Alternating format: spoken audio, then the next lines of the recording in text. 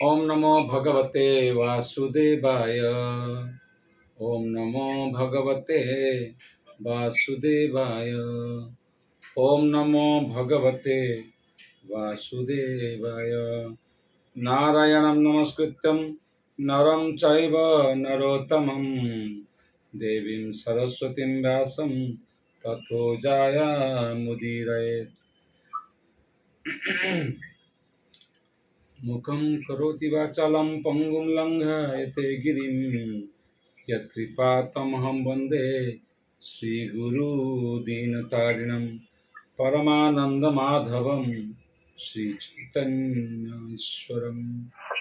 चैतन्यरदासमुयि चैतन्यरदास चैतन्यरदासमुयि चैतन्यरदास चैतन्यरदासमुयि चैतन्यरदास चैतन्यरदास मुई दासेर दास।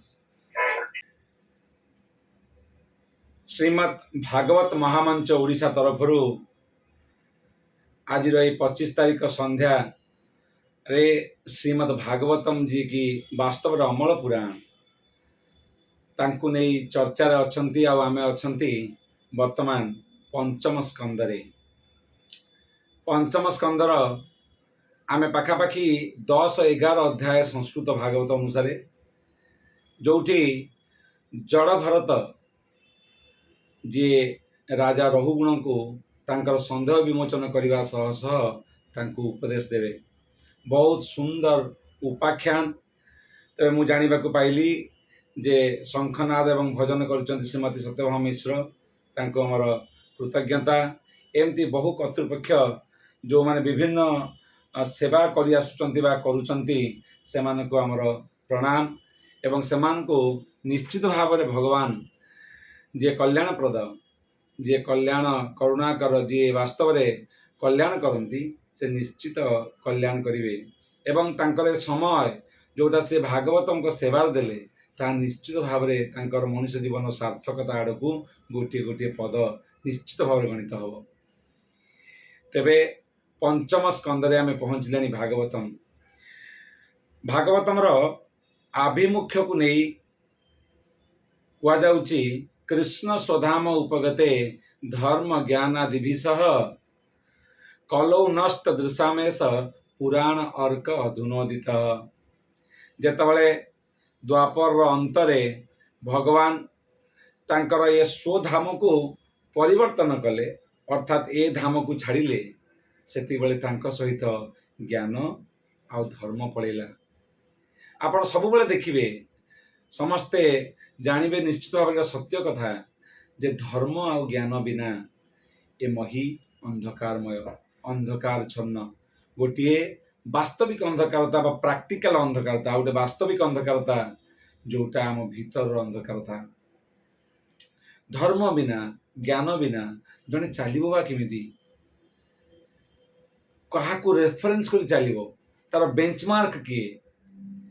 तेणु जेमती भगवान पढ़ेले तांको सहित धर्म आ ज्ञान पढ़ेले आ धर्म ज्ञान पढ़ेबा क्षणी ए कलिजुग जदिओ टेक्नोलोजी रे जदिओ विभिन्न गैजेट रे जदिओ विभिन्न प्रकार साजसज्जा बेस चकाचौंध को उपभोग माने सिद्धि लाभ करिछि किंतु समस्ते भीतर रे गोटे खोकला गोटे फंपा गोटे शुष्क जीवन जीउछंती जार ना डिप्रेशन जार ना मोरस जार ना दुख जार ना टेंशन एंजाइटी आपन जहाँ जहाँ वर्ड कहिबे सेटा एते नॉर्मल हो गलानी ताहा लागुनी जे एटा बड़ कथा बोली।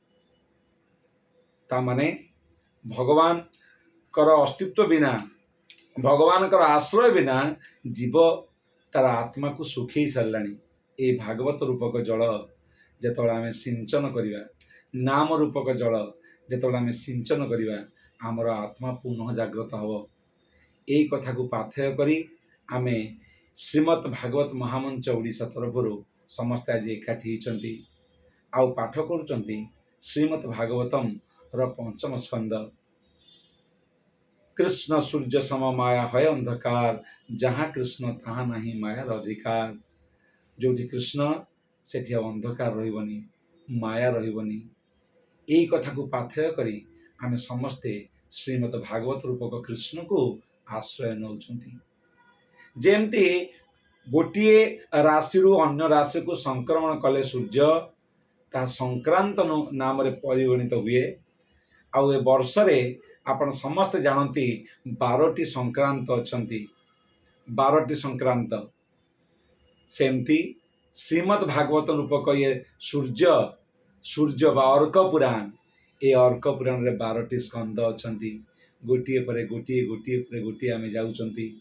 ପ୍ରଥମ ଦୁଇଟିକୁ ଭଗବାନଙ୍କର ବ୍ୟକ୍ତିତ୍ୱର ପାଦ ସହିତ ତୁଳନା କରାଯାଇଛି।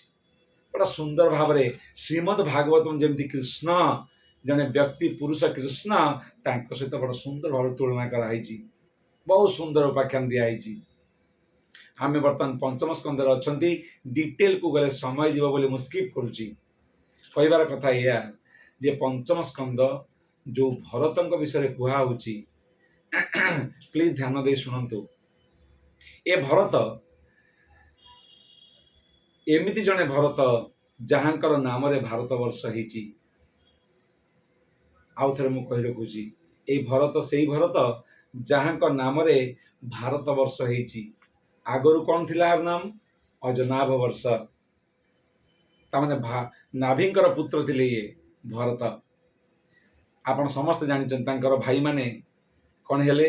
ନବଯୋଗେନ୍ଦ୍ର ହେଲେ, ମହାଭାଗବତ। ଋଷଭ ଆମର ଋଷଭ ଦେବ, ସରି ଆମେ କଥା ହେଉଥିଲେ କାହା ବିଷୟରେ? ଭରତ। ହଁ, ଋଷଭ ତାଙ୍କ ପିତା ଋଷଭ ଦେବ ଜଣେ ଗୃହସ୍ଥ ହେଲେ ବି ତାଙ୍କର କଥା ବଡ଼ ସୁନ୍ଦର ଭାବରେ ବର୍ଣ୍ଣନା କରାଯାଇଛି। ଆଉ ଏ ଭରତଙ୍କ ନାଁରେ ଏତେ, ମୁଁ ପରେ କଥା ହେବି।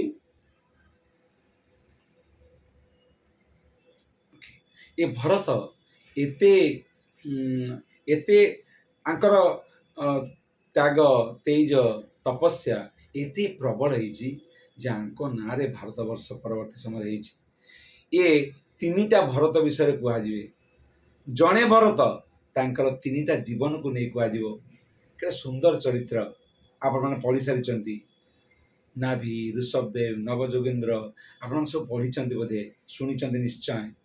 ଆଜି ଯେଉଁ ଉପାଖ୍ୟାନ ଆପଣ ଶୁଣୁଛନ୍ତି ସେଇ ଭରତଙ୍କ ବିଷୟରେ। ପାଖାପାଖି 11 ଅଧ୍ୟାୟରେ, ପଞ୍ଚମ ସ୍କନ୍ଧର 11 ନମ୍ବର ଚାପ୍ଟରର 11ଶ ଅଧ୍ୟାୟରେ ୟାଙ୍କ ବିଷୟରେ କୁହାଯାଇଛି। କେମିତି ଏଇ ଭରତ ବର୍ତ୍ତମାନ ଜଡ଼ ଭରତ ହେଇଛନ୍ତି। ଟିକେ ସଂକ୍ଷିପ୍ତରେ କାହାଣୀ ଏଇଆ। ଭରତ ଯିଏ ଜଣେ ପରାକ୍ରମୀ ରାଜା ହେଲେ ବି ଭଗବାନଙ୍କର ଜଣେ ମହାଭାଗବତ ଭକ୍ତ। ତାଙ୍କର ଭକ୍ତିର ପରାକାଷ୍ଠାରେ, ଭକ୍ତିର ସେ ଯେଉଁ ସୋପାନକୁ ପ୍ରାପ୍ତ ହୋଇଛନ୍ତି ତା ନାଁ ହେଉଛି ଭାବ ପ୍ରେମ ପାଖାପାଖି ସମାନ। ସେ ଲେବୁଲରେ ପାଇବା ବଡ଼ କଷ୍ଟ। କିନ୍ତୁ ମନେ ରଖନ୍ତୁ, ଆପଣମାନେ ଜ୍ଞାନୀ ଗୁଣୀ ଲୋକ ନିଶ୍ଚିତ ଭାବରେ, ମୁଁ ଜାଣେ ଯେତିକି ଲୋକ ବି ଯୋଡ଼ୁଛନ୍ତି ୟା ଭିତରେ ବହୁତ ଭଲ ଭଲ ଲୋକ ଯୋଡ଼ୁଛନ୍ତି। କ'ଣ ହେଇଗଲା?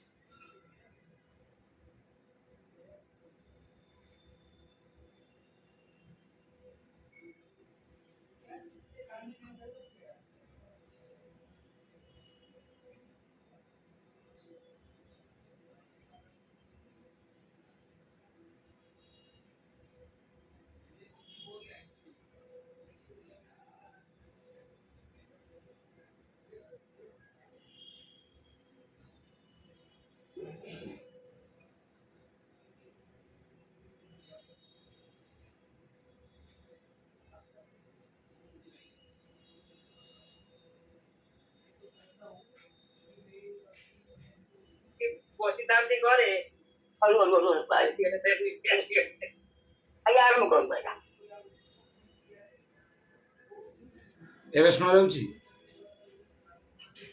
ଆଜ୍ଞା ଆଜ୍ଞା ଆଜ୍ଞା ଓକେ ଓକେ ଓକେ ସୋ ଆମେ କଥା ହେଉଥିଲେ ଏ ଭରତ ଯିଏ ତାଙ୍କର ଭକ୍ତିର ପରାକ୍ରମରେ ଭକ୍ତିର ଶକ୍ତିରେ ତପସ୍ୟାରେ ଗୋଟେ ଜାଗାକୁ ଯାଇଛନ୍ତି ଯେଉଁ ଜାଗା ନାମ ଜାଗା ପୁରା ସୁନ୍ଦର ଭାବରେ ସେଠି ବସିଛନ୍ତି ଏବଂ ଭଗବାନଙ୍କର ଧ୍ୟାନ କରୁଛନ୍ତି ରୂପ ଧ୍ୟାନ କରୁଛନ୍ତି ସ୍ମରଣ କରୁଛନ୍ତି ଆଉ ଯେଉଁ ସ୍ଥିତିକୁ ସେ ପାଇଛନ୍ତି ଯେଉଁଟା ଅସାଧାରଣ ସେ ଯେଉଁ ସ୍ଥିତିକୁ ପ୍ରାପ୍ତ ହୋଇଛନ୍ତି ସେଇଟା ସହଜରେ ମିଳେ ନା ଆପଣ ସମସ୍ତେ ଜାଣିଛନ୍ତି ଯେଉଁ ସୋପାନ ମାନଙ୍କର ଅଛି ଆଦୌ ଶ୍ରଦ୍ଧା ତଥା ସାଧୁସଙ୍ଗ ତଥା ଭଜନ କ୍ରିୟା ତଥା ଅନର୍ଥ ନିବୃତ୍ତି ତଥା ନିଷ୍ଠା ତଥା ରୁଚି ତଥା ଆସକ୍ତି ରୁଚି ଆସକ୍ତି ଭାବ ପ୍ରେମ ଏ ଯେଉଁ ଭାବ ଆଉ ପ୍ରେମର ଷ୍ଟେଜଟା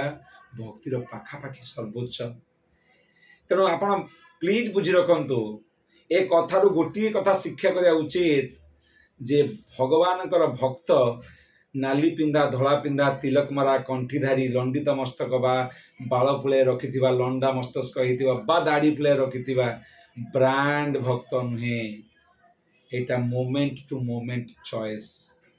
ଭଗବାନଙ୍କର ଭକ୍ତି ହେଉଛି ଆମର ଚେତନାର ସ୍ତରର କାହାଣୀ। ଏଇଟା ସୂକ୍ଷ୍ମାତି ସୂକ୍ଷ୍ମ ଆତ୍ମା ପରମାତ୍ମାଙ୍କ ମିଳନରେ ଆମ ଚେତନା କୋଉ ସ୍ତରରେ ଅଛି ତାର କାହାଣୀ। ଆଉ ଚେତନାର ଯେଉଁ କାହାଣୀ ଆପଣ ଥରେ ଭଗବାନ ତ ମିଶିଗଲେ ମିଶି ରହିବେ ସେମିତି କିଛି ଗ୍ୟାରେଣ୍ଟି ନାହିଁ। ମାୟା କେତେବେଳେ ଆପଣଙ୍କୁ ପାଣିରେ ତଳେ ପକେଇଦେବ। ଯେମିତି ମାନିନିଆ ଯେଉଁ ପ୍ରବୀର ହରଣ ପ୍ରବୀର ଚରଣ ପ୍ରଭୁ ମୁଁ ତାଙ୍କ ଭିଡ଼ିଓରେ ଦେଖିପାରୁଛି ସେଇ ପାଇଁ ତାଙ୍କ ନାଁ ନେଉଛି। ମାନିନିଆ ଯେଉଁ ପ୍ରବୀର ଚରଣ ପ୍ରଭୁ 18 ନମ୍ବର ଗୋଟେ ଫ୍ଲାଟ୍ ରହୁଛନ୍ତି ଆପାର୍ଟମେଣ୍ଟରେ 18 ନମ୍ବର ମାହଲାରେ ରହୁଛନ୍ତି 18th ଫ୍ଲୋର 1802 1802 ନମ୍ବର ଘରେ ରହୁଛନ୍ତି। ସେ ବର୍ତ୍ତମାନ ଗ୍ରାଉଣ୍ଡ ଫ୍ଲୋରରୁ 18 ଦବାଇଲେ ତାଙ୍କ ଲିଫ୍ଟ ସେଠିକି ଯିବ ତାପରେ 1802 ଘରକୁ ସେ ଯିବେ ତାଙ୍କର। ବର୍ତ୍ତମାନ 1802 ଘରକୁ ପାଣି ଯିବ କି ନାହିଁ? ପାଣି ଦରକାର କି ନାହିଁ? ପାଣି ଦରକାର। ଆଚ୍ଛା ପାଣି ଆମେ କହିଦେବା ପ୍ରବୀଣ ଘରୁ ପାଣି ପଳେଇବ? ତା ପାଇଁ ପ୍ଲମ୍ବିଂ ଦରକାର, ତା ପାଇଁ ସବମର୍ସ ପାଇପ୍ ଦରକାର, ରିଜର୍ଭର ଦରକାର, ପ୍ଲମ୍ବିଂ ପାଇପ୍ ଫିଟିଂ ଦରକାର, ଭାଲ୍ଭ ଦରକାର, ମୋଟର ଦରକାର, ବଡ଼ ମୋଟର ଦରକାର ତାହେଲେ ଉଠେଇବ ସେ ପାଣିକୁ। ଏତେ ସବୁ ବ୍ୟବସ୍ଥା କଲା ପରେ ବି ଯଦି ଗୋଟିଏ ଜାଗାରେ କୋଉଠି ଲିକେଜ ହେଇଗଲା ବା ଗୋଟିଏ ଜାଗାରେ କୋଉଠି କ'ଣ ହେଇଗଲା ସେ ପାଣି ତଳକୁ ଆସିବ। ଉପରକୁ ଯିବା ପାଇଁ ଏତେ ପ୍ରୟାସ କରିଛନ୍ତି ଆପଣ, ତଳକୁ ଯିବା ପାଇଁ ଆଦୌ ପ୍ରୟାସ କରିବା ଆବଶ୍ୟକତା ନାହିଁ, ଅଟୋମେଟିକ ପଳେଇ ଆସିବ। ସେମିତି ଭାବ ବା ପ୍ରେମର ଯେଉଁ ସୋପାନ ଏଇଟା ଯିବା ପାଇଁ ଏଇଟା ପାଇବା ପାଇଁ ବହୁତ କଷ୍ଟ, କିନ୍ତୁ ସେଠୁ ତଳକୁ ଖସିବା ପାଇଁ ଆଦୌ କଷ୍ଟ ନୁହେଁ। ମନ ମାୟା ଇନକ୍ଲାଇନ୍ଡ, ମାୟାସକ୍ତ ମନକୁ କୃଷ୍ଣଙ୍କ ପାଖକୁ ନବା କଷ୍ଟ।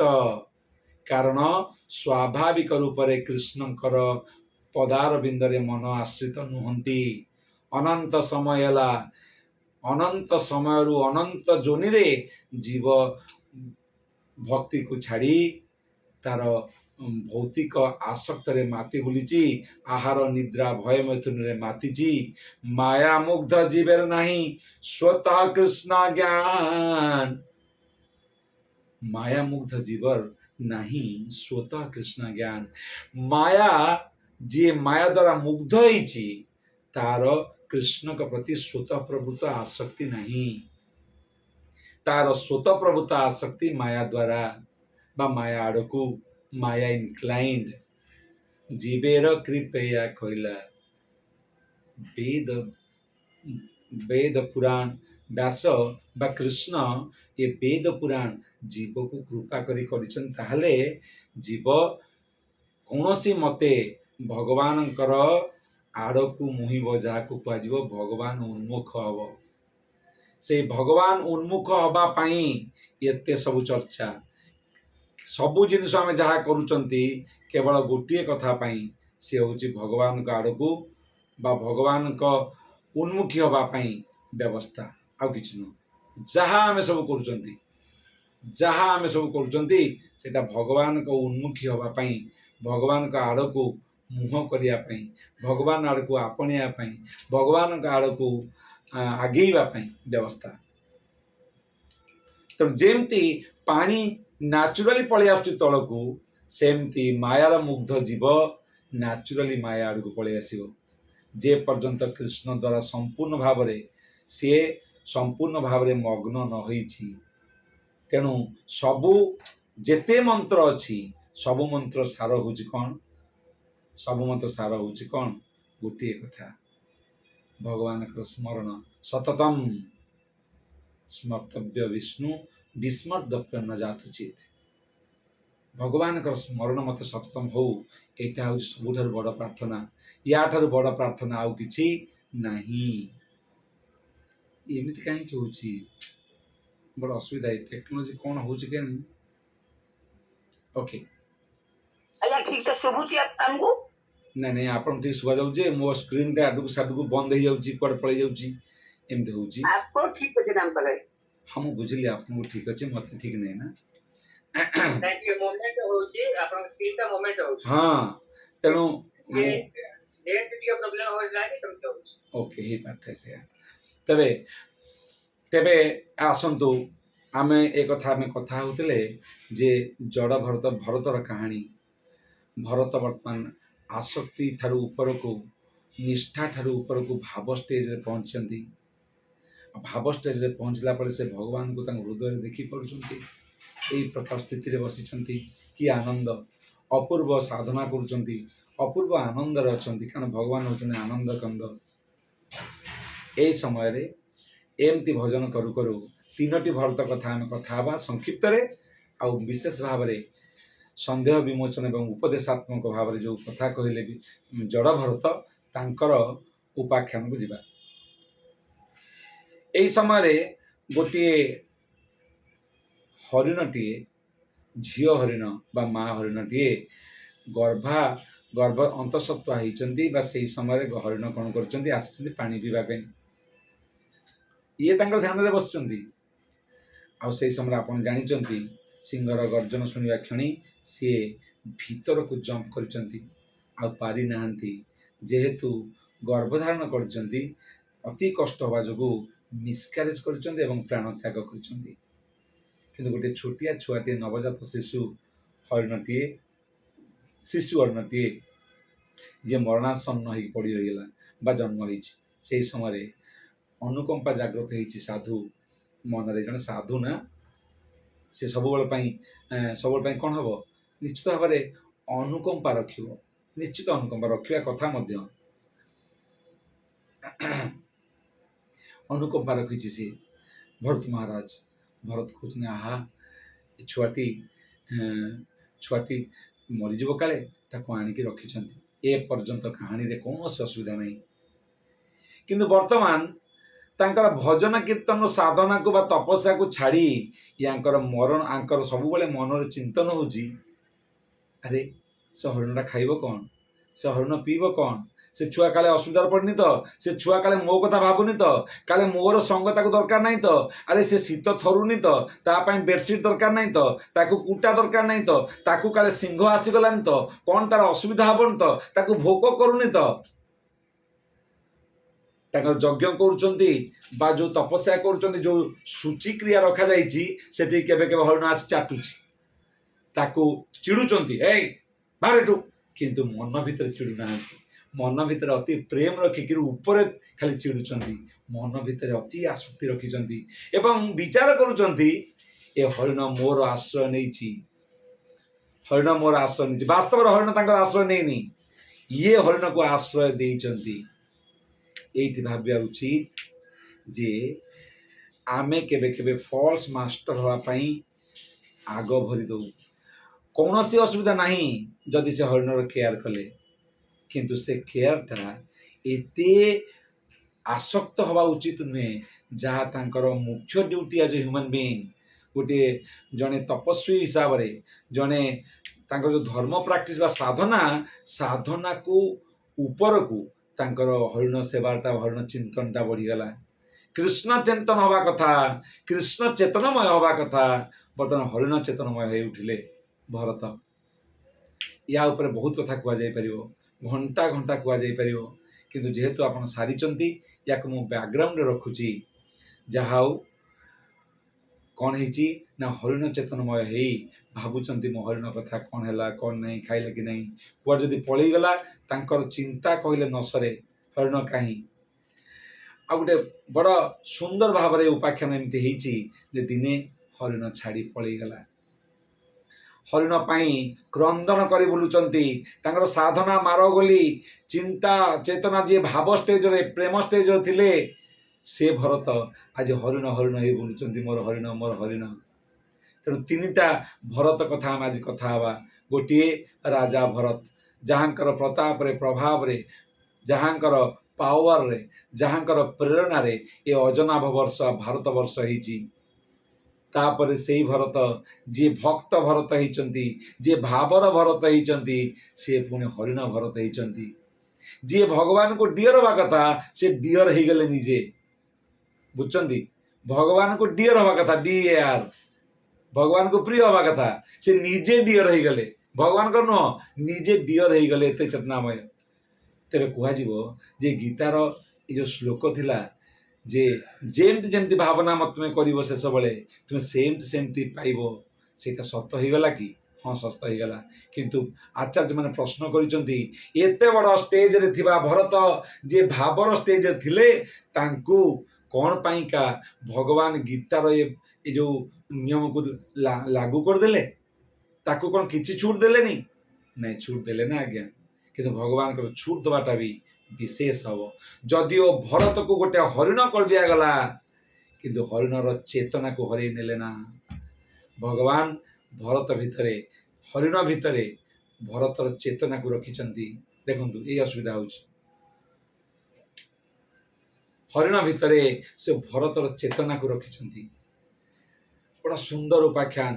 ବର୍ତ୍ତମାନ ହରିଣଟିଏ ହେଇଛି, ତା ଭିତରେ ଚେତନା ଭଗବାନ ସଂଯୋଗ କରି ରଖିଛନ୍ତି, ସଂଯୋଗିଛନ୍ତି। ସେହି ସମୟରେ ହରିଣ କ'ଣ କରୁଛି? ସାଧୁ ସଙ୍ଗ କରୁଛି। ଯାହା ହଉ ହରିଣର ଜୀବନ ଚାଲିଗଲା। ବହୁତ ସୁନ୍ଦର ଉପାଖ୍ୟାନ, ହରିଣ ସହିତ ଭରତ ଆଜ ହରିଣ। ଆଜ୍ଞା, ଆପଣ ଏ ଲ୍ୟାପଟପ୍ ସ୍କ୍ରିନରେ ସେ ଜଏନିଂ କଲାବେଳେ କିମ୍ବା ରିମୁଭ୍ କଲାବେଳେ ସେ ଯୋଉ ବାହାରିଯାଉଛି ସେଇ ଟାଇପ୍ରେ ହଁ, ବଡ଼ ଜଏନ୍ କଲା ସେ ସ୍କ୍ରିନରେ ଏପଟ ସେପଟ ଲୋଗୋଟା ପଳେଇ ଆସୁଛି। ହଁ, ଏମିତି ସେମିତି ହେଉଛି। ହଉ, ତେବେ ଲ୍ୟାପଟପ୍ ସ୍କ୍ରିନରେ କେବଳ ହବ, ଅନ୍ୟ ମୋବାଇଲ ଫୋନ ହଉନଥିବ। ହଁ, ହେଇପାରେ ହେଇପାରେ। ତେବେ ଯାହା ହଉ ମୁଁ ନା ପୁଣି ଗୋଟେ ମୋବାଇଲକୁ ଆଣିଲା ବେଳକୁ କାଳେ ସମୟ ଯିବ, ସେଇ ପାଇଁ ତେବେ ମୁଁ ଚେଷ୍ଟା କରିବି ନହେଲେ ମୋବାଇଲକୁ ଆସିବା ପାଇଁ। ନାଇଁ ନାଇଁ, ଆପଣ କହିତେ ଥାଉ। ଆଚ୍ଛା, ଭଲ ଲାଗୁଛି ଆଜ୍ଞା, କିଛି ଅସୁବିଧା ନାହିଁ ସାର୍, କୁହନ୍ତୁ। ଠିକ ଅଛି। ମାନେ କଥାରେ କିଛି ଅସୁବିଧା ହଉନି ତ? ନାଇଁ ନାଇଁ ଆଜ୍ଞା, ଖାଲି ଆପଣଙ୍କ ସ୍କ୍ରିନରେ ଆପଣଙ୍କୁ ଟିକେ ମୁଭମେଣ୍ଟ ଏପଟ ସେପଟ ହଉଛି। ହଁ, ମାନେ ଚଳଚଞ୍ଚଳ ହେଇଯାଉଛି। ଯୋଉମାନେ ଲ୍ୟାପଟପରେ ଅଛନ୍ତି ସେଇଆ ହଉଛି। ଓକେ ଓକେ, ତାହେଲେ ମୁଁ ଦେଖିବି ଆର୍ଥରକୁ। ଥ୍ୟାଙ୍କ ୟୁ ଭାବଗ୍ରାହୀ ସାର୍, ପ୍ରଣାମ। ତେବେ ହଉ, ଆମେ କଥା ହେଉଥିଲେ ହରିଣ କଥା। ବର୍ତ୍ତମାନ ହରିଣ ଭରତ ହେଇଛନ୍ତି। ପରବର୍ତ୍ତୀ ସମୟରେ ସେଇ ତାଙ୍କର ସାଧୁ ସଙ୍ଗ ମିଳିଛି, କଥା ଶୁଣିଛନ୍ତି, ଅନେକ କଥା ଶୁଣାଯାଉଛି। ଏବେ ସ୍କ୍ରିନ୍ ପଳେଇଗଲା କୁଆଡ଼େ?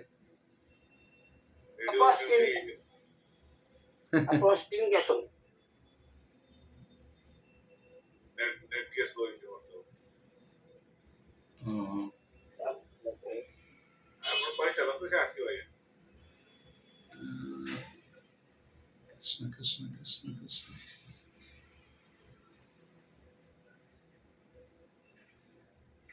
ହରେ କୃଷ୍ଣ। ଆଜ୍ଞା, ଶୁଭୁଛି। କେମିତି କ'ଣ ଏମିତି ହେଉଛି? ଆପଣଙ୍କ ପିକ୍ଚରଟା ଆସୁନି। ଆସୁନି ନା? ନା, ପିକ୍ଚରଟା ଆସୁନି, କଥା ଶୁଭୁଛି ଭଲ। କେମିତି କ'ଣ ହେଇଗଲା? ହଉ, ଏବେ ମୁଁ କଥା କହିଥାନ୍ତି କ'ଣ କରିବି?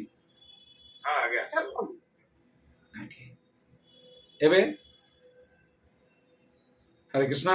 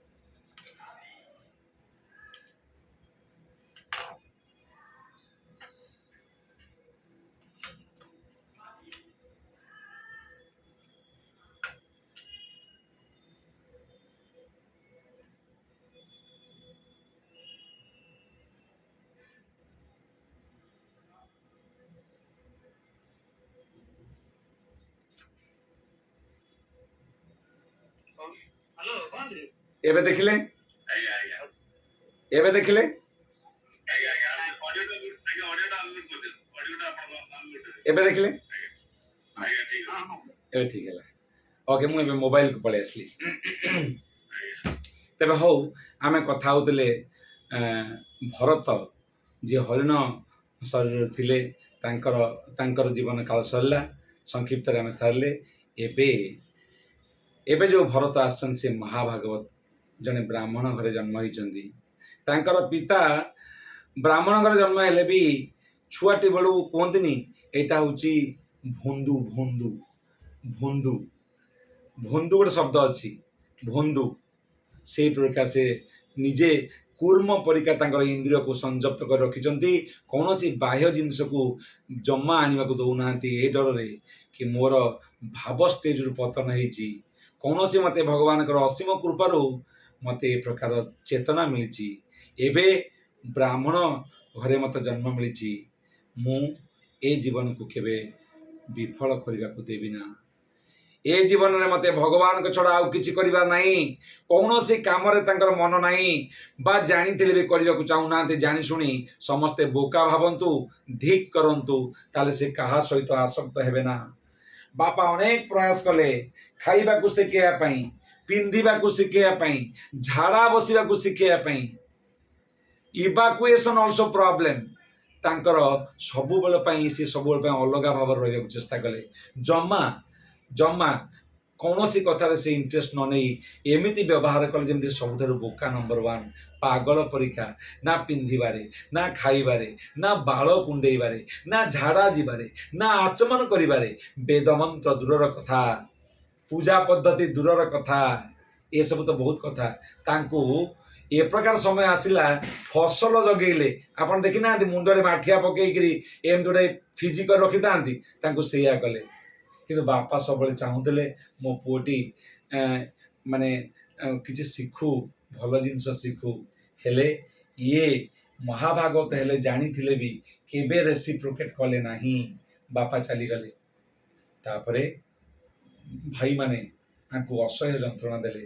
କେବେ କେବେ 4 ଦିନର ଖାଇବା ସଢ଼ା ଖାଇବାକୁ ଦେଲେ, ଇଏ ତାକୁ ଆରାମସେ ଖାଇଲେ। ତେଣୁ ଆଙ୍କ ବିଷୟରେ ଏ ଯେଉଁ ଏପିସୋଡ଼ ବିଷୟରେ ଅନେକ କଥା କୁହାଯାଇପାରିବ, ଅନେକ କଥା। ବିଶ୍ୱାସ କରନ୍ତୁ, ମାନେ ଘଣ୍ଟା ଘଣ୍ଟା ଆମେ କଥା ହେଇପାରିବା। ଏମିତି ହେଇକିରି ତାଙ୍କର ଜୀବନ ଚାଲିଛି। କିଛି ଚୋର ଆସିଛନ୍ତି, ସେମାନେ ଦେଖିଲେ ଆରେ ହଟ୍ଟାକଟ୍ଟା ହେଇଛି, ୟାକୁ ଆମେ ଯାଉଥିଲୁ କାଳୀମାଙ୍କୁ, ଆମେ ଚୋର। କାଳୀମାଙ୍କର ପ୍ରାର୍ଥନା କଲେ ତାକୁ ଅପବାଦ ବୋଲି କୁହାଯାଏ, କନକକ୍ସନ୍ ବୋଲି କୁହାଯାଏ। ଯେ କାଳୀମାଙ୍କୁ ଯଦି ଆମେ ଦେବା ବଳି, ତାହେଲେ କାଳୀମା ପ୍ରସନ୍ନ ହେଇକି ଆମ ଚୋର ବିଦ୍ୟାରେ ଆମେ ପରିପୃଷ୍ଠିତ ହବା, ଆମେ ଚୋରି ଭଲରେ କରିପାରିବା। ଏଇ ପ୍ରକାର ଇଚ୍ଛାରେ ଆମେ ଗୋଟେ ବଳିକୁ ଖୋଜିଥିଲୁ, ଯେ ସେ ବଳିଟା ପଳେଇଗଲା ଖସିକିରି। ଏଇଟା ତ ବଢ଼ିଆ ବଳିଟା, ଇଏ ତ କିଛି କ୍ଷତ ହେଇନି, ଇଏ ବଢ଼ିଆ ବଳି ହବ। ଯାହା ହଉ ଭରତ, ଯିଏ ଜଡ଼ ଭରତ, ବର୍ତ୍ତମାନ 3 ନମ୍ବର ଜୀବନ ତାଙ୍କର ଚାଲିଛି ଜଡ଼ ଭରତ ଭାବରେ। ଭକ୍ତ ଭାବମୟ ଭରତ ବା ରାଜା ଭରତ, ତାପରେ ହରିଣ ଭରତ, ଏବେ ଜଡ଼ ଭରତ ହେଇଛନ୍ତି। ଏଇ ଜଡ଼ ଭରତ ବର୍ତ୍ତମାନ କ'ଣ କରୁଛନ୍ତି? ତାଙ୍କୁ ଧରି ନେଇଯାଇଛନ୍ତି କାଳୀ ମନ୍ଦିରକୁ। ଦେଖନ୍ତୁ ମା କାଳୀ, ଆମେ କେବେ କେବେ କୁହନ୍ତି ତୁମେ କାଳୀ ଭକ୍ତ, ମୁଁ କୃଷ୍ଣ ଭକ୍ତ, ମୁଁ ଶିବ ଭକ୍ତ, ଆମ ଭିତରେ ବାଡ଼ିଆ ପିଟା। ବାସ୍ତବରେ ଯଦି ଭକ୍ତ ଆପଣ କାହାର, ଆପଣ ଅନ୍ୟ ଭକ୍ତକୁ ହେଳା କରିବେ କେମିତି? ଆପଣ ପୁରା ପିମ୍ପୁଡ଼ିକି ହେଳା କରିବେନି। ଆପଣ ଦେଖିନାହାନ୍ତି ମୃଗାରୀକୁ? ଯୋଉ ମୃଗାରୀ କହୁଥିଲା ମାନେ ନାରଦ ମୁନି ଆସୁଛନ୍ତି, ମାନେ ଅଧମରା କରିକି ମାରି ପକେଇଛି। ଅଧମରା ପକ୍ଷୀ ଜବ ଫଡ଼ ଫଡ଼ କରେ, ଅଧମରା ପକ୍ଷୀ ଜବ ଫଡ଼ ଫଡ଼ କରେ, ତବି ତ ପାଇବ ଆନନ୍ଦ ବାହ୍ୟ ଭିତରେ। ଯେତେବେଳେ ନାରଦୁନି ପଚାରୁଛନ୍ତି ମାରି ଦଉନ କାହିଁକି, ତାଙ୍କୁ ଛାଡ଼ି ଦଉନ କାହିଁକି? ଆଉ ଯଦି ମାରୁଛ ତାଙ୍କୁ ପୁରା ମାରି ଦିଅନ୍ତ, ହେଲେ ଜୀବ ଗୁଡ଼ା କଷ୍ଟ ପାଆନ୍ତେନି, ଛଡ଼ଫଡ଼ ହେଇ ମରୁଛନ୍ତି। ସେତେବେଳେ ଉତ୍ତର ଦଉଛି ମୃଗାରୀ, ହଉଛି ଅଧମରା ଜୀବ ଜବ ଥଡ଼ଫଡ଼ କରେ, ତବେ ତ ପାଇବ ଆନନ୍ଦ ବାହ୍ୟ ଭିତରେ। ମୋର ଆନନ୍ଦଟା ମରିଗଲେ କେମିତି ହବ, ଛାଡ଼ିଦେଲେ କେମିତି ହବ? ଯେତେବେଳେ ମୋର ତୀକ୍ଷ୍ଣତା କଳା କୌଶଳ ଏତେ ଯେ ଉଡୁଥିବା ପକ୍ଷୀକୁ ଏମିତି ମାରିବି ନା ମରିବ ନା ଉଡି ପାରିବ, ନା ଜିଇଁ ପାରିବ ନା ମରିପାରିବ। ସେମିତିଆ ଥଡ଼ ଫଡ଼ ହେଇ ମରୁଥିବା ଜୀବ ଯେତେବେଳେ କଷ୍ଟ ପାଇବ ସେଇଟା ମୋତେ ଆନନ୍ଦ ଦବ, ମୋତେ ସେଇଟା ଆନନ୍ଦ ଦବ। ସେଇଥିପାଇଁ ସେଇ ସମୟରେ ନାରଦ ମୁନି ତାଙ୍କୁ କହିଛନ୍ତି, ଆରେ ସବୁଠାରୁ ଗରିବ ଜୀବ ସେଇ ଯିଏ ତାର ଜୀବନଚର୍ଯ୍ୟା, ତା ଦିନଚର୍ଯ୍ୟା, ତା ଜୀବନକୁ ପୋଷଣ ଧାରଣ କରିବା ପାଇଁ ଯିଏ ଜୀବକୁ ହତ୍ୟା କରେ, ପର ଜୀବକୁ ହରିବଲ ସାଉଣ୍ଡ, ପର ଜୀବକର ହତ୍ୟା କଲା ପରେ ଯିଏ ନିଜର ଜୀବନ ପ୍ରତିପୋଷଣ କରେ ତାଠାରୁ ଗରିବ ଆଉ କେହି ନାହିଁ। ତାକୁ ଶିକ୍ଷା ଦେଲେ କୃଷ୍ଣ ଚେତନା। ଆଉ 6 ମାସ ପରେ ତଳେ ନାରଦ ମୁନି ଆସୁଛନ୍ତି, ବଙ୍କେଇ ଢଙ୍କେଇ ଚାଲୁଛି, ନାରଦ ମୁନିଙ୍କ ପାଇଁ ଦୌଡ଼ି ଯାଉଛି, ଗୁରୁଦେବ ଗୁରୁଦେବ, ପୁଣି ଅଟକି ଯାଇକିରି ବଙ୍କେଇ ବଙ୍କେଇ ଗୋଡ଼ ପକଉଛି। ନାରଦ ମୁନି କହିଲେ, ଇଏ କ'ଣ ହେଲା? କହିଲେ, ଗୁରୁଦେବ ସବୁ ଆପଣଙ୍କ ପାଇଁ, ଆପଣଙ୍କ କୃପାରୁ ଆଜି ମୁଁ ଶିଖିଛି। ମୁଁ ଆସୁଥିଲି ଆପଣଙ୍କୁ ଜୋରରେ ଆଲିଙ୍ଗନ କରିବା ପାଇଁ, କିନ୍ତୁ ଦେଖିଲି ପିମ୍ପୁଡ଼ି ଗୁଡ଼ିକ ଧାର ଧାର ହେଇ ଚାଲୁଛନ୍ତି, ଗୋଡ଼ କାଳେ ପଡ଼ିଯିବ। ଯୋଉ ମୃଗାରୀ 6 ମାସ ପୂର୍ବେ କହୁଥିଲା ଦରମରା ଅଧମରା ଜୀବ ଯବ ଫଡ଼ ଫଡ଼ କରେ ତବେ ତ ପାଇବ ଆନନ୍ଦ ବାହ୍ୟ ଭିତରେ, ସିଏ ଆଜି କହୁଛି ପିମ୍ପୁଡ଼ି ଉପରେ କାଳେ ଗୋଡ଼ ପଡ଼ିଯିବ। କେତେ ସମ୍ବେଦନଶୀଳ! ଯଦି ଭକ୍ତ ବାସ୍ତବରେ ଭକ୍ତ, ସେ ସମ୍ବେଦନଶୀଳ ହବ। ସିଏ କାହିଁକି କହିବ ଶିବଙ୍କ ଭକ୍ତ ଖରାପ? ସିଏ କାହିଁକି କହିବ ଚଣ୍ଡୀଙ୍କ ଭକ୍ତ ଖରାପ? ସିଏ କାହିଁକି କହିବ ବିଷ୍ଣୁଙ୍କ ଭକ୍ତ ଖରାପ? ଏ ଝଗଡ଼ା କେବଳ ବାହ୍ୟ ଇଗୋର ଖେଳ, ଆଉ ଅନ୍ୟଥା କିଛି ନୁହଁ। ଖରାପ କେମିତି? ଜୀବ ମାତ୍ର ନାରାୟଣର ବାସ ଯିଏ ଦେଖିପାରିବ, ଯିଏ ଜୀବର ହୃଦୟରେ ଭଗବାନଙ୍କର ବାସକୁ ଦେଖିପାରିବ, ସେ କେମିତି କହିବ ଇଏ ଅମକ ଭକ୍ତ ସେ ଖରାପ, ତମକ ଭକ୍ତ ସେ ଖରାପ? এটা କେବଳ ଇଗୋର ଖେଳ। ଥ୍ୟାଙ୍କ ୟୁ ତପନ ବାବା। ତେବେ ଏବେ ଆସନ୍ତୁ ଜଡ଼ ଭରତ ବଳିର ବିଷୟ ହେଇଛି, ତାକୁ ନେଇ ବଳି ପକାଇବାକୁ ଯାଉଛନ୍ତି, ସହି ପାରିଲେନି ମା କାଳୀ, ମା ଭଦ୍ରକାଳୀ, ମା କାଳୀ ଜଗଦମ୍ବେ, ଆଉ ସହି ପାରିଲେ ନା, ତୁରନ୍ତ ଉଭା ହେଲେ। ଦେଖନ୍ତୁ ବିଷ୍ଣୁଙ୍କର ଭକ୍ତ ବୈଷ୍ଣବ ଯିଏ ଶୁଦ୍ଧ ସତ୍ୱ ଗୁଣରେ ଭଗବାନଙ୍କର ଆରାଧନା କରୁଛି, କେବେ କେବେ ତାକୁ କଷ୍ଟ ଦେବା ଆମେ ଦେଖିଛୁ ଦୁନିଆରେ, କିନ୍ତୁ ବାସ୍ତବରେ ତାର ବାଲ ବଙ୍କା କେହି କରିବେନି। ସତ କଥା ଏଇଟା, ତାକୁ ଭଗବାନ ସାହା ହେବେ। 18 ଦିନରେ ଅର୍ଜୁନକୁ ବଞ୍ଚେଇଲା କିଏ? ଭିକ୍ଟୋରିୟସ୍ କଲା କିଏ? ସେଇ ଭଗବାନ। 18 ଦିନ କାହିଁକି 18 ସେକେଣ୍ଡରେ କରିବାର ସମର୍ଥ ରଖନ୍ତି। କର୍ତ୍ତୁମ ଅକର୍ତ୍ତୁମ ଅନ୍ୟଥା କର୍ତ୍ତୁମ ଶକ୍ନୋତି ବିଷ୍ଣୁ। ଭଗବାନ କର୍ତ୍ତୁମ ଅକର୍ତ୍ତୁମ ଅନ୍ୟଥା କର୍ତ୍ତୁମ ଶକ୍ନୋତି, ସବୁ କରିପାରିବେ ସିଏ ହଉଛନ୍ତି ବିଷ୍ଣୁ। ଆଉ ଇଏ ବିଷ୍ଣୁଙ୍କର ସର୍ବୋଚ୍ଚ ପରିପ୍ରକାଶ ଶ୍ରୀକୃଷ୍ଣ। ଶ୍ରୀକୃଷ୍ଣଙ୍କର ପରମ ଭକ୍ତ ହଉଛନ୍ତି ବା ବିଷ୍ଣୁଙ୍କର ପରମ ଭକ୍ତ ହଉଛନ୍ତି ଜଡ଼ ଭରତ। ଜଡ଼ତ୍ୱକୁ ଲାଭ କରିଛନ୍ତି ବା ବାହ୍ୟ ରୂପ ଦେଖାଉଛନ୍ତି। କେବେ କେବେ ମନେ ରଖିଥାନ୍ତୁ, ନାଇଁ ଏଇଠି ଆମେ କହିବାନି, ଆଗକୁ ଗଲେ କହିବା। ଜଡ଼ ଭରତକୁ ଜେଷ୍ଟ ହାଣିବାକୁ ଯାଇଛନ୍ତି, ବଳି ଦେବାକୁ ଯାଇଛନ୍ତି। ମା କାଳୀ ଆସିଲେ, ମା କାଳୀ ତୁରନ୍ତ ଉଭା ହେଇ ସେଇ ଯୋଉ ବିଗ୍ରହ କାଳୀ ବା ମୂର୍ତ୍ତି କାଳୀ ଅଛନ୍ତି ତାଙ୍କ ଠାରୁ ଖଡ୍ଗ ଆଣି ସେଇଠି ତାଙ୍କୁ ମାରିଲେ। ଅନ୍ୟମାନଙ୍କୁ ଏହା ଦେଖେଇ ଦେଲେ ଯେ ବାସ୍ତବରେ ଏ ଯୋଉ ବଳି ପ୍ରଥା ବା ଅପବାଦ କରିକି ଲୋକମାନେ କହୁଛନ୍ତି କାଳୀ ମାତାଙ୍କୁ ଭଲ ଲାଗେ ବଳି, এইটা ବାସ୍ତବ ସତ୍ୟ ନୁହେଁ। ଦିଆଯାଇଛି କ'ଣ? ହଁ ଦିଆଯାଇଛି, ସେଟା କିନ୍ତୁ ପରମିଶନ ଆଲାୱେନ୍ସ, ସେଇଟା ତାଙ୍କର ଚାହତ ନୁହେଁ। କାଳୀ ମାତାଙ୍କୁ ଅନ୍ୟର ରକ୍ତ ଖାଇବାକୁ ଭଲ ଲାଗେ, এইটা ଜରାସଲ ଝୁଟ, এটা ଠିକ କଥା ନୁହେଁ। କାହିଁକି କରନ୍ତି ତାହେଲେ? ତା ପାଇଁ ଆଉ କେବେ ଆମେ କଥା ହେବା ବା ପ୍ରଶ୍ନରେ ଆମେ ନବା, କେବେ, ଆଜି ନୁହେଁ। ତ ଯାହା ହଉ, ଏଇଠୁ ତାପରେ ସେ ଆସିଛନ୍ତି। ଆସିଲା ପରେ ଆଉ ଗୋଟିଏ ଏପିସୋଡ ହେଇଛି, ବହୁତ ସୁନ୍ଦର କାହାଣୀ। ସେଇ ରାଜ୍ୟର ବା ସେଇ ଜାଗାର ଜଣେ ରାଜା, ସେ ରାଜ୍ୟ କଥା ମୁଁ ଭୁଲି ଯାଉଛି, ସେ ରାଜ୍ୟ ନାଁ କ'ଣ, କାହାର ମନେ ଅଛି? ହଁ, ସେ କ'ଣ କରିଛନ୍ତି ନା ପାଲିଙ୍କିରେ ଯିବେ ବା ପାଲିଙ୍କିରେ ଯାଉ ରାଜା ରହୁଗଣ, ମହାରାଜ ରହୁଗଣ। ଆଜ୍ଞା, କ'ଣ କହୁଛନ୍ତି?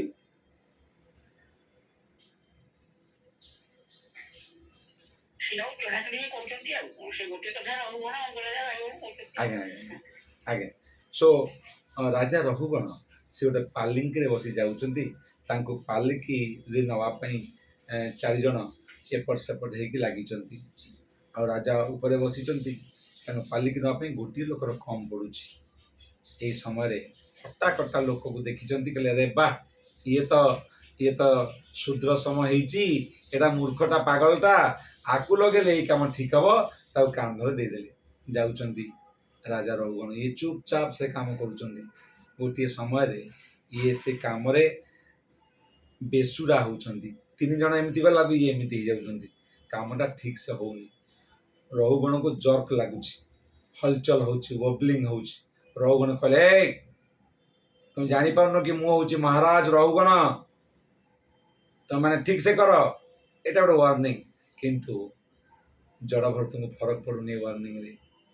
ଯାହା ହଉ, ବହୁତ ଥର ୱାର୍ଣ୍ଣିଂ ଦେବା ପରେ ମଧ୍ୟ ଜଡଭରତ ତାଙ୍କର ଯେମିତି କିଛି ଶୁଣୁନାହାନ୍ତି, ଯେମିତି ଭ୍ରୁକ୍ଷେପ ନାହିଁ, ଯେମିତି ଖାତିରି ନାହିଁ, ଇଗୋରେ ନୁହେଁ, ପାଗଳାମିରେ, ମୂର୍ଖାମିରେ ଏଇ ପ୍ରକାର ପ୍ରତୀତ ହେବାକୁ ଦେଉଛନ୍ତି। ଏହି ସମୟରେ ରହୁଗଣ ଲାଞ୍ଛନ କରିଛନ୍ତି, ଗାଳି ଦେଇଛନ୍ତି, ବଡ଼ କ୍ରୁର ଭାଷାରେ କହିଛନ୍ତି, ତୁମେ ଜାଣିଛ ମୁଁ କିଏ? ମୁଁ ହଉଛି ମାଷ୍ଟର, ତୁମେ ସେବକ। ସେହି ସମୟରେ ରହୁଗଣ ଯିଏ କିଛି କହୁନଥିଲେ, ମୂର୍ଖ ଭାବରେ ପ୍ରତୀତ ହେଉଥିଲେ, ସାରା ଦୁନିଆ ତାଙ୍କୁ ମୂର୍ଖ, ଜଡ଼ ବୋଲି ଜାଣିଥିଲା, ଭନ୍ଦୁ ବୋଲି ଜାଣିଥିଲା, ଯେ କେବେ ଜାଣିନଥିଲା ଇଏ ଜଣେ ବିଦ୍ୱାନ କେବେ ସ୍ୱପ୍ନରେ ବି ହେଇପାରିବ।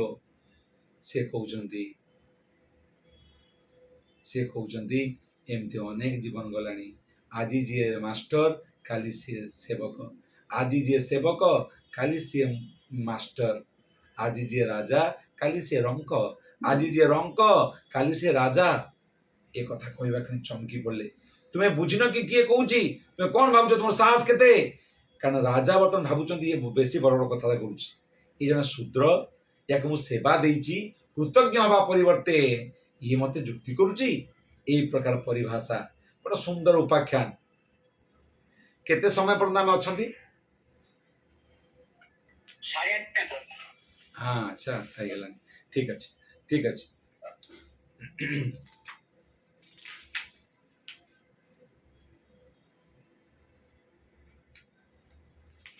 ଏଇଠି କହୁଛନ୍ତି, ଓକେ, ମୁଁ ଶ୍ଲୋକକୁ ତାହେଲେ କିଛି ନଉଛି।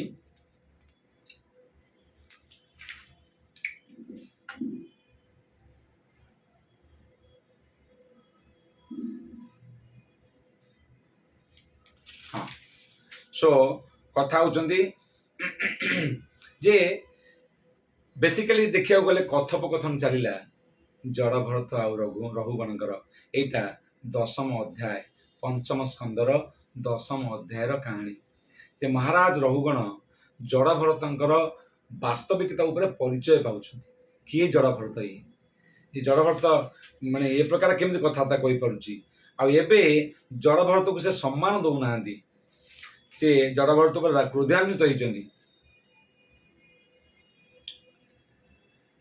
तद्ब्रूहि असंगो जदवा निर्गुंध विज्ञान वीर्यो विचरसि अपार अपार वचांसि योग ग्रथितानि साधो ननक समन्ते मनसा पिबेथुम. My dear sir, it appears that the influence of your great scriptural knowledge is hidden. Factually, you are the bereft of all material association and fully absorbed in thoughts of the Supreme Personality of Godhead. ଯେତେବେଳେ କହିଛନ୍ତି ଜଡଭରତ କି ମୁଁ ଆଦୌ ଭୟଭୀତ ନୁହେଁ ଆପଣଙ୍କର thunder bolt ବଜ୍ର ପରୀକ୍ଷା ଶବ୍ଦରେ ନା ବଜ୍ରରେ, ମୁଁ କୌଣସି ମତେ ଆପଣଙ୍କର କଥାରେ ବା ଅସ୍ତ୍ରଶସ୍ତ୍ରରେ ଆଦୌ ଭୟଭୀତ ନୁହେଁ। I am afraid of the serpentine piercing trident of Lord Shiva. ମୁଁ ଭଗବାନ ଶିବଙ୍କର ତ୍ରିଶୂଳ ପ୍ରତି ଭୟଭୀତ। କିନ୍ତୁ I do not care about the punishment of Yamraj. ମୁଁ ଯମରାଜଙ୍କର ମୁଁ ଶିବଙ୍କର ତ୍ରିଶୂଳ ପ୍ରତି ମଧ୍ୟ ଭୟଭୀତ ନୁହେଁ। ମୁଁ ଯମରାଜଙ୍କର ଯିଏ ଶୂଳପାଣି ତାଙ୍କ ଦ୍ୱାରା ଭୟଭୀତ ନୁହେଁ। ଯିଏ ମୃତ୍ୟୁର ଦେବତା ତାଙ୍କ ସହିତ ମୁଁ ଭୟଭୀତ ନୁହେଁ। ମୁଁ ଅଗ୍ନି ଦ୍ୱାରା ଭୟଭୀତ ନୁହେଁ। ମୁଁ ସୂର୍ଯ୍ୟ ଦ୍ୱାରା, ଚନ୍ଦ୍ର ଦ୍ୱାରା, ପବନ ଦ୍ୱାରା, କୁବେରଙ୍କର ଅସ୍ତ୍ରଶସ୍ତ୍ର ଦ୍ୱାରା କାହା ଦ୍ୱାରା ବି ମୁଁ ଭୟଭୀତ ନୁହେଁ। I am afraid of offending a Brahmana. କିନ୍ତୁ ମୁଁ ଗୋଟିଏ ବ୍ରାହ୍ମଣା को अपराध करने को भय करे बस आउ कहा द्वारा मु भयभीत हुए ना आ मु बहुत जोर रे भयभीत जने ब्राह्मण को निंदा करिबा तांकर अपराध करिबारे जेमती ए कथा कहि सारिचंती किए तुम्हें आत्मा शरीर नुहे ए आत्मज्ञान कहवा क्षणी किए आज राजा काली से रंक किए आज मास्टर काली से सेवक ए कथा ज्ञान को सब्सटेंशिएट जतबे से करिचंती योगिक फिलोसफी द्वारा से तबले राजा रहुगुण तांकर सेंसेस को आसीचंती से जानी पारिचंती जदिओ ये जने बंधु मूर्ख पागल व्यक्ति परिका प्रतीत होउची बा द्विजबंधु परिका द्विजबंधु किए जे द्विज ब्राह्मण घरे जन्म नहीं भी ब्राह्मण परिका व्यवहार करे ना सी हूँ द्विजबंधु किंतु ये वास्तव रे जने महाभागवत ये जने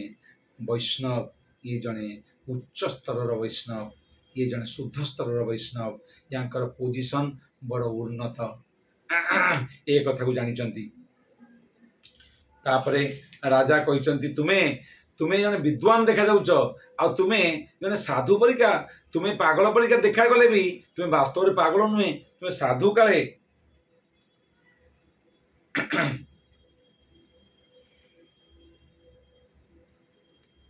तो तापरे कहउचंती जे आपणकर बा रहुगुण तळुको आसीचंती जे कहउचंती अहम च योगे स्वरमात्म तत्व विद्वाम मुनीना परमं गुरुं वै प्रस्तुम प्रवृत्त किम इहारणं तत् साक्षात् धरिं ज्ञान कलावतरीनं तीर्णम कहउचंती हे महात्मा आपणक संग पाई मु कृतार्थ हेची आपण जड़े जड़ बेशरे बा बंधु बेशरे थिले मध्य द्विजबंधु परि प्रतीत हेले मध्य आपण वास्तव जड़े विद्वान आपण जड़े विद्वान आपण जड़े साधु हे गुरु जे ए संसार रे सबुठारु सिक्योर शेल्टर कौन सब सिक्योर ओडिया कौन हबो लाइफ इंश्योरेंस बा सिक्योर रो ओडिया कौन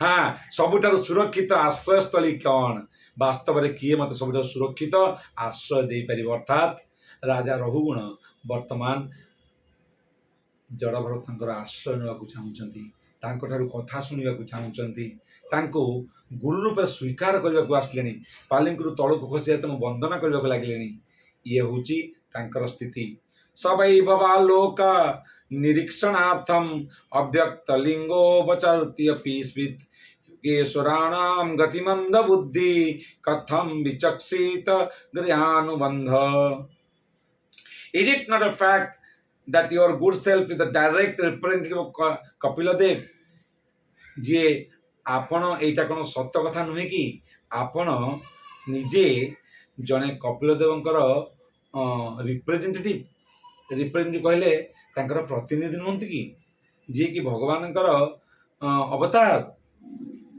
आपण लोक मान को परीक्षा करूचंती कि वास्तव रे किए प्रकृत मनीष आ किए नुह आपण निजे गोटे बंधु परीक्षा आसीचंती जेमति श्रवणहीन डेफ आ कहि पारु नांती डम मुक बधिर परीक्षा आसीचंती आपण you Are you not moving this way upon the surface of the world? I am very attached to family life and world activity. कहउचंती आपण वास्तव रे जो बंधु परीक्षा आसीचंती मुक बधिर परीक्षा आसीचंती बा व्यवहार करूचंती एटा आपण केवल जानि सुनि करूचंती बोली मु जानि पारुची आपण केबे सेया नुहंती जहा आपण देखौचंती हे भगवान हे गुरुदेव भगवान मु जने आसक्त गृहस्थ सांसारिक विषय कार्य रे मु मातिची मु आध्यात्मिक ज्ञान प्रति अंध मु से ज्ञान को रखिनी किंतु वर्तमान मु आपण थारु एनलाइटमेंट चाहूँगी दिग्दर्शन चाहूँगी मु मोर आध्यात्मिक जीवन रे परिप्रकाश बा उन्नति करिवि केमिति मते दिग्दर्शन कर दृष्ट स्मरकंत दृष्ट सम कर्मत आत्मन वै धर्तुर्गंतुर्भवतश्चानुमये यथा सतोद्यान्ति अभाविवेद समूलयिष्टो व्यवहार मार्ग। बहुत सुंदर श्लोक। आपण कहले जे आपण ए जो कष्ट होची ता द्वारा आपण कष्ट पाउ नाहंती, परिश्रम द्वारा आपण थकु नाहंती, जदिओ आपणकर आत्मा आपणकर शरीर ठाରୁ भिन्न, किंतु आपण शरीर तो आपण परिश्रम करूचंती ना, आपण शरीर तो फटिक होची ना, कष्ट पाउची ना, तेणु इट अपियर्स टू बी फटिक ऑफ द सोल। तेणु एटा आत्मार क्लांत परिका मने होची। आपण जेतबळे पालिंक्विन बा पालिंक को बहुथिले, निश्चित भाव में शरीर जेहेतु बहुथिला, आपण कहउछन शरीर अलगा आत्मा अलगा, हेले जेतबळे आपण बहुथिले आपण शरीर को कष्ट होउथिला, आपण आत्मा को कष्ट हो नथिला कि? प्रश्न पचारुचंती किए? राजा रहुगुण।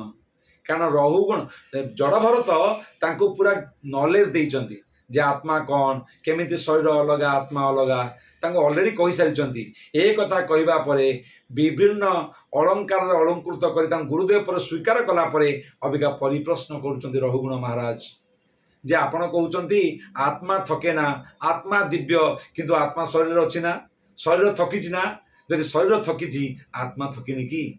जेमती गोटे फूलमाल धरि रखिछि किए ना, गोटे धागा बा सूता। जदि एटा कुसुम माल, जदि एटा रोजर माल, जदि सेटा पद्मर माल, जो माल बा जो फूलर माल, से सूताटा सेमतिया गंध छाड़ेनि कि बा बास्ना हुएनि कि? सेमती आत्मा जब यही शरीर अच्छी, यही शरीर थकिले आत्मा थकुनि कि? ये प्रश्न पचारुचंती राजा रहुगुण। बहुत सुंदर उपाख्यान। तो आपण कहले मते जे बाह्य दृष्टि जो जो मास्टर सर्वेंट, सेवक किए किए मास्टर, आपण सेवित बा सेव्य, मु सेवक, बा आपण सेवक मु सेव्य, बा मु सेवक आपण सेव्य, एटा बाह्य बोली आपण कहले, किंतु किंतु ए दुनिया रे एटा तो सत कथा नुहे। कहीं ना आमे समस्ते दुनियार फल, आमे ए तीन गुण द्वारा समस्ते प्रभावित होउचंती। आउ एटा देखा जाउची जने सेवक जने सेव्य, तेणु एटा तो सत कथा। आपण केमिति कहउचंती नाइ नाइ नाइ आज सेवक सेव्य, से सेवा सेव्य बाह्य जिनस, एटा किछि आर वास्तविकता नाही बोली केमिति कहउचंती? हाँ, आउ आपण कहउचंती जे मटेरियल जदिओ ए जो भौतिक कार्य गुड़िक परमानेंट नुहंती, क्षणस्थायी, बट या तो आप असत्य कहि परिबान ना। ये सब प्रश्न, ये सब प्रश्न कहार? राजा रहुगुणकर। कहा प्रति? जड़वर्धवती। तापरे रहुगुण कहउचंती, हे सर आपण मते कहंतु जे ये जो शरीर जेमती मोटा पतला जो शरीर लक्षण अच्छी, एटा कौन आत्मार लक्षण नुहे? आत्मा कौन आ द्वारा आदौ प्रभावित नुहे? कारण एटा जे आपण कहिबे एटा भूल हो जिवो।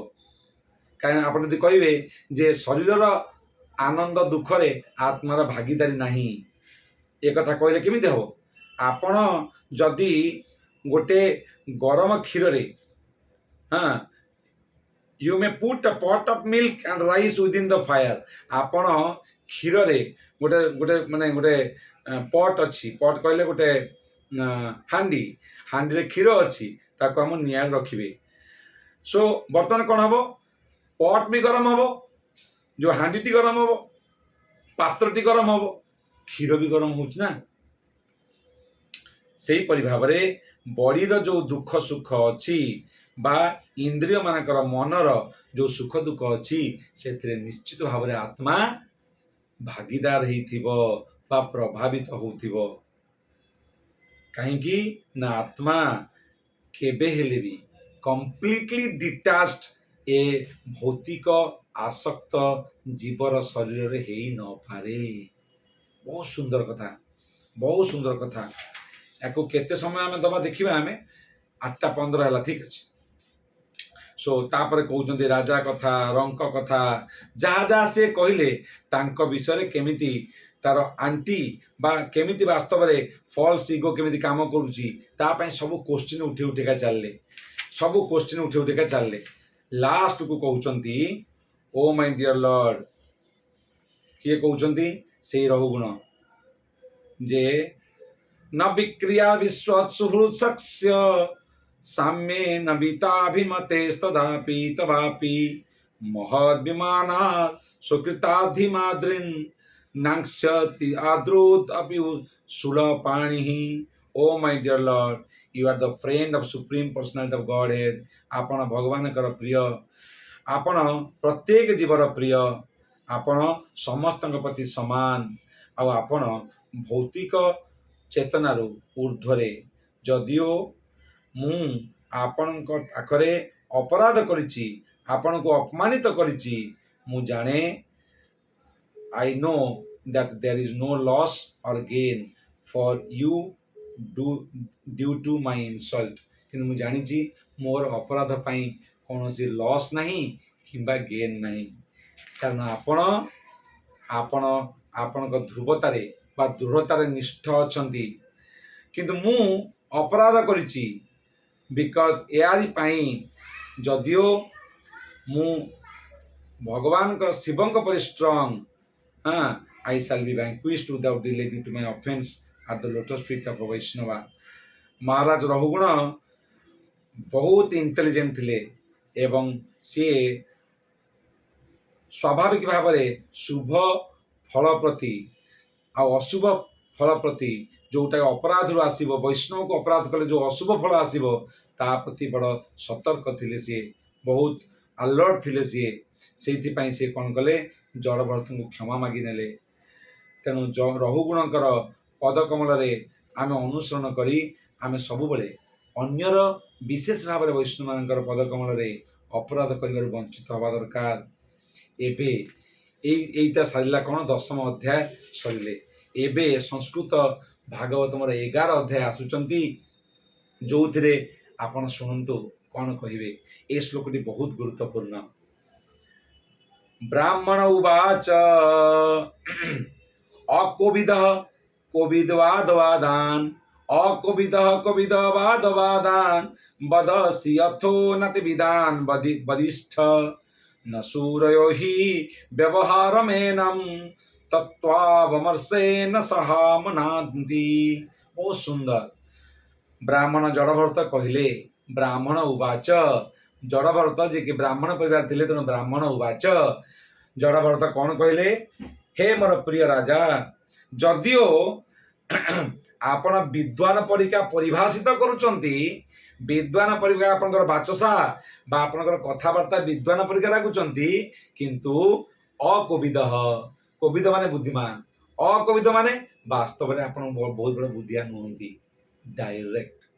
अकोविदः आपण कोविद नुहंती, आपण मूर्ख बोली कहलेनी, आपण बहुत बड़ विद्वान नुहंती।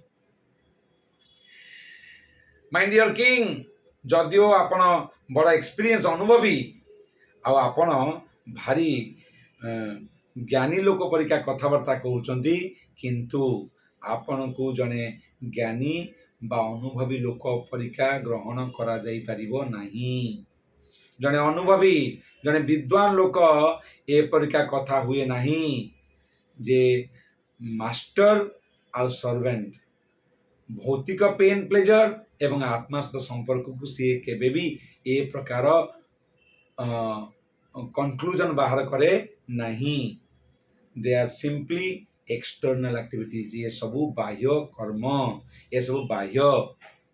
जने जने एडवांस्ड, जने अनुभवी बा जने एडवांस्ड एक्सपीरियंस्ड विद्वान व्यक्तित्व एब्सोल्यूट ट्रुथ बा परम सत्य को अनुभव जे करिछि, से केबे हेले ए प्रकार कथा कहिबो नाही।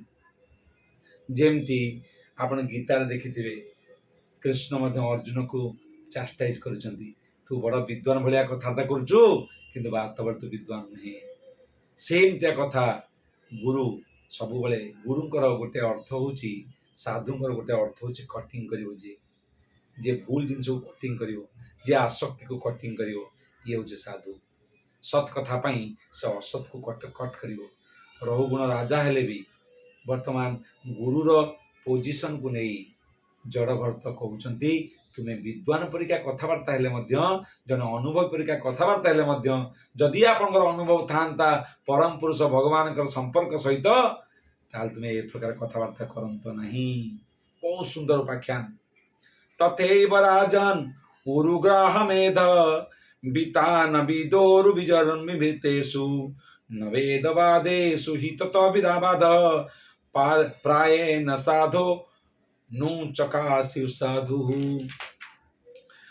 कहउचंदी हे मोर प्रिय राजा बा महाराज, आपण जो मास्टर आउ सेवक सेव्य कथा कथा होउचंती बा राजा एवं प्रजा सहित कथा होउचंती, ये सबू simply talks about material activities. ये सबू केवल भौतिक रेलम र कथा, ये केवल भौतिक कथा, एटा आधे आध्यात्मिकता किछि नहीं।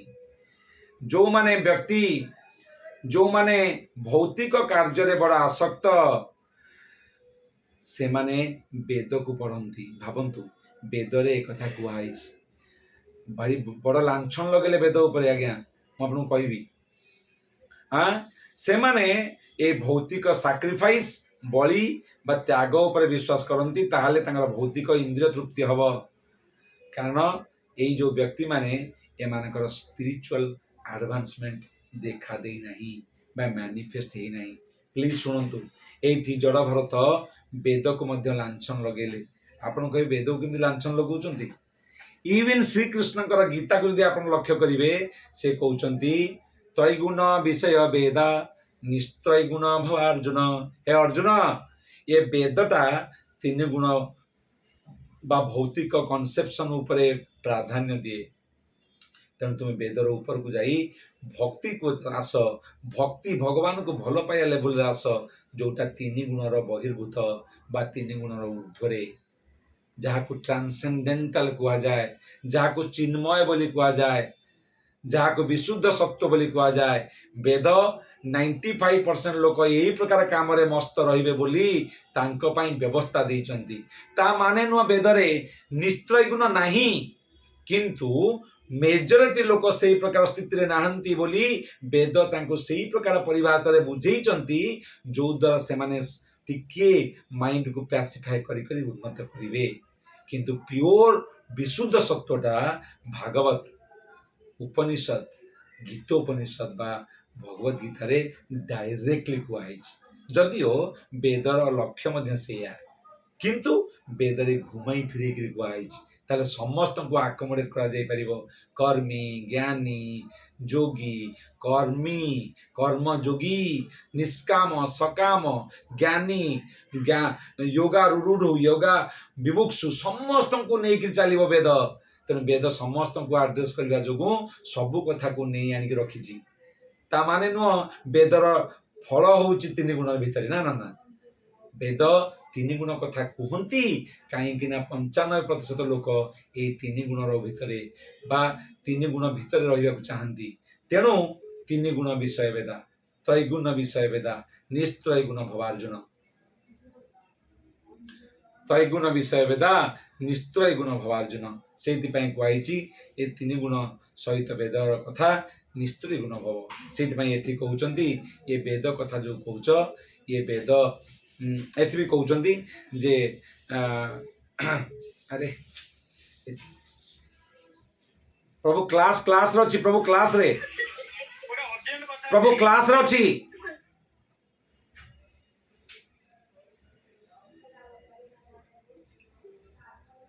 हरे कृष्ण, हरे कृष्ण,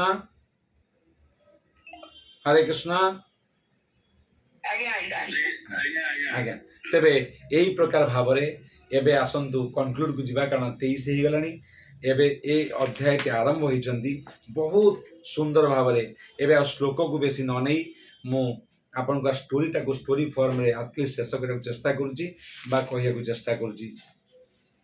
तापरे रहुगुण तांकर विद्वता नुहे बरम भक्तिर ड्रप को पकईचंती, भक्तिर अमृत को पान करईचंती राजा रहुगुण को। Arrogant Rahugana became humble रहुगुण।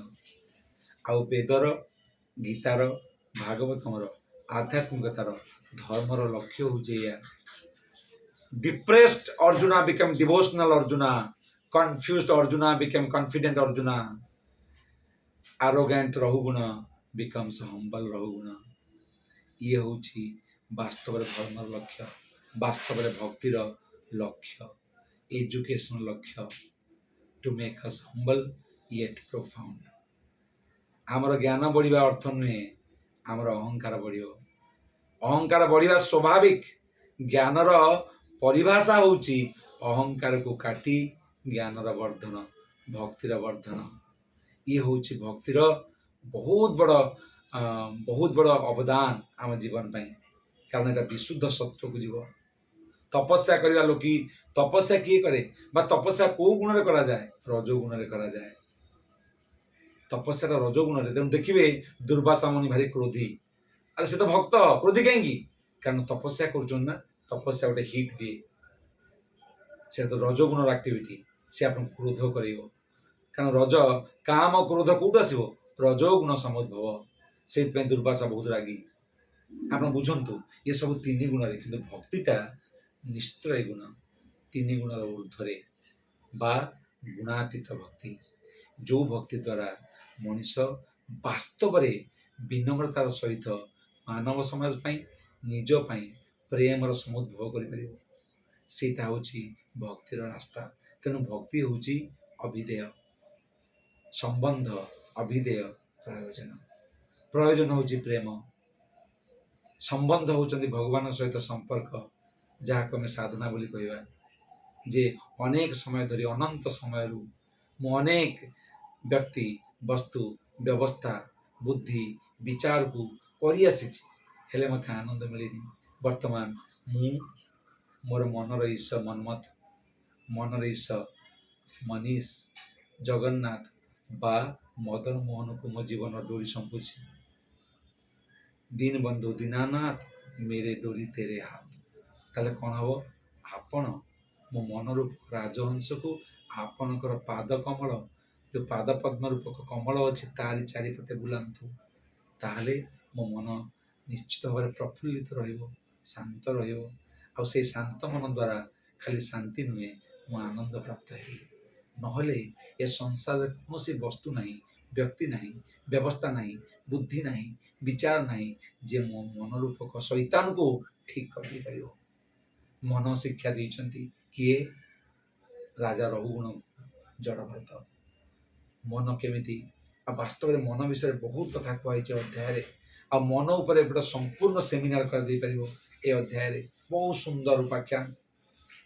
ମନ କେମିତି ମନକୁ କଣ୍ଟ୍ରୋଲ କରାଯିବ, କାହିଁକି ମନ ଉଚ୍ଛନ୍ନ ହେଉଛି, କେମିତି ବାସ୍ତବରେ ଭଗବାନଙ୍କର ଆଶ୍ରୟ ଦ୍ୱାରା ହିଁ ମଣିଷ ମନକୁ ଶାନ୍ତ ବା ପ୍ରଫୁଲ୍ଲିତ କରିବା ସହ ସହ ଆଶ୍ରୟ ପ୍ରାପ୍ତ ପାଇବ।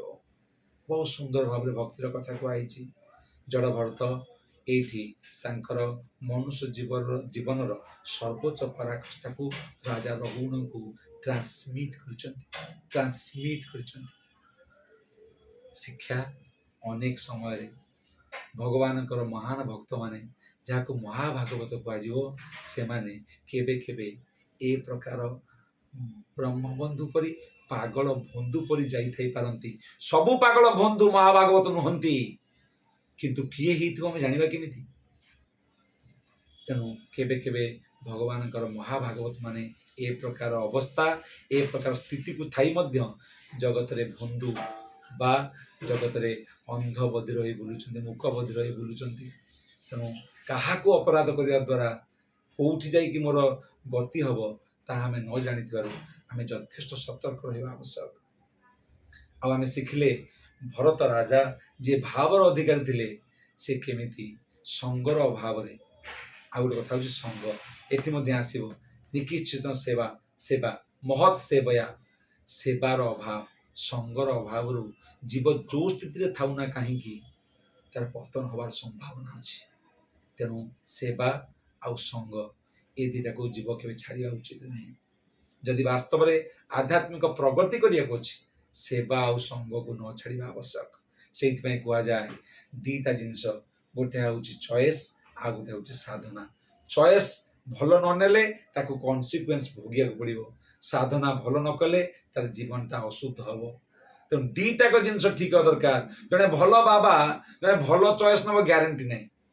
ଜଣେ ଭଲ ଚଏସ୍ ନେଉଥିବା ଲୋକ ଜଣେ ଭଲ ମଣିଷ ହେବ ଗ୍ୟାରେଣ୍ଟି ନାହିଁ। ଭଲ ସାଧୁଟି ହେବ ଗ୍ୟାରେଣ୍ଟି ନାହିଁ। ଜଣେ ଭଲ ଡାକ୍ତର କ'ଣ ଭଲ ସାଧୁଟେ? ଚୋର ବି ହେଇପାରିବ।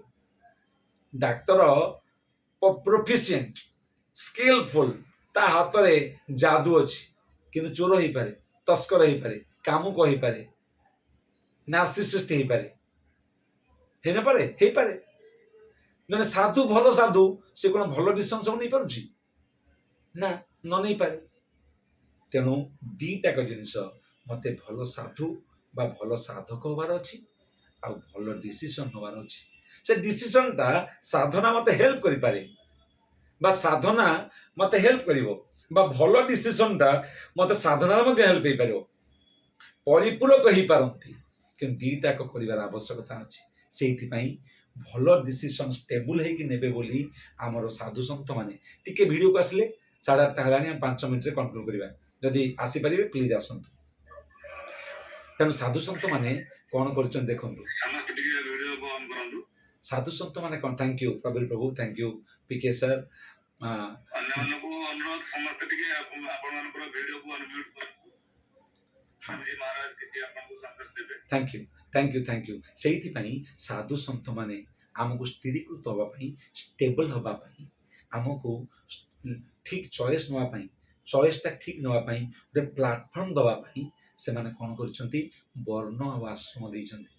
ତାହେଲେ ସେଇ ବର୍ଣ୍ଣ, ସେଇ ଆଶ୍ରମରେ, ଧର୍ମରେ ଯଦି ଆମେ ସ୍ଥିତ ରହିବା ଠିକ୍ ଠାକ୍ ଭାବରେ, ତାହେଲେ ଆମେ ଆଉ ବେଶୀ ହଲଚଲ ହବା ନା, ଆମ ଡିସିସନ ଗୁଡ଼ା ଷ୍ଟେବଲ ହବ।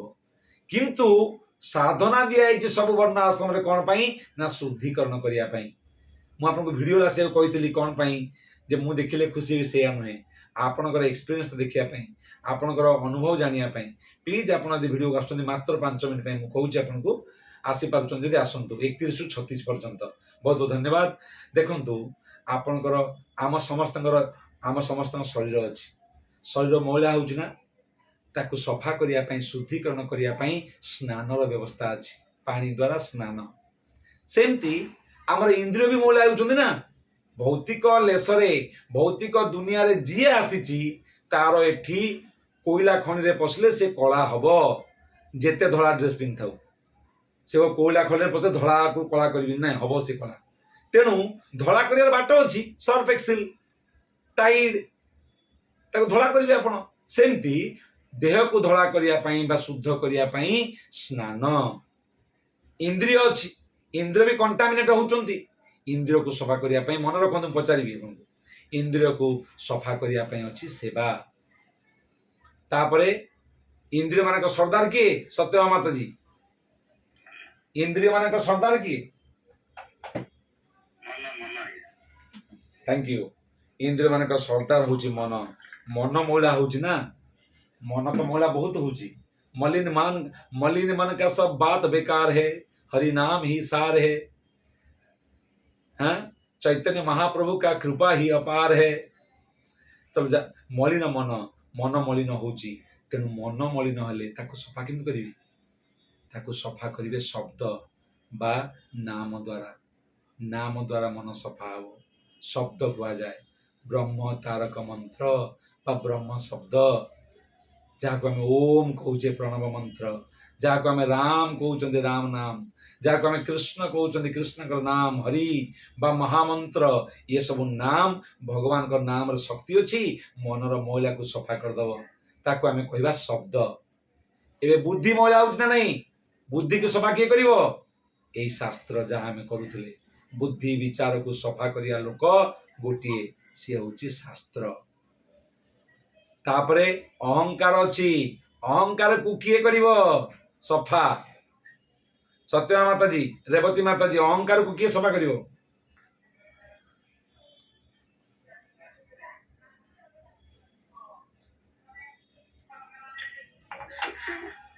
थैंक यू पीके सर, बहुत बहुत धन्यवाद।